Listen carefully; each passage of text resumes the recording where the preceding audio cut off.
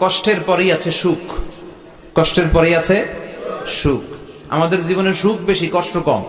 কয়দিন না খেয়েছিলাম, কয়দিন বিপদে পড়ছি, কয়দিন ডাকাইতে ধরছে, এক মাসের মধ্যে অসুস্থ থাকি কয়দিন আর সুস্থ থাকি কয়দিন, এটা হিসাব করে না। অসুস্থ যে ছিল খালি এটা খেয়াল রাখে, আছে না নাই?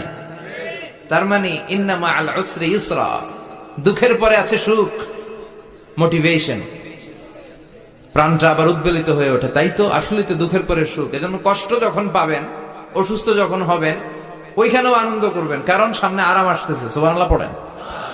মুমিনের হারাবার কিছু নাই, দুঃখ পাওয়ার কিছু নাই। মুমিন অসুস্থ হলে অসুস্থতার মাধ্যমে তার রোগের মাধ্যমে তার গুনাহ ঝরে যায়, সে আল্লাহর কাছে প্রিয় হয়ে ওঠে। তা আমাদেরকে কেউ হারাইতে পারে? কথা বলেন, আমাদের কেউ ভয় দেখাইতে পারে? মোটিভেশনাল সূরা সূরাতুল ইনশিরাহ আর সূরাতুদ দুহা।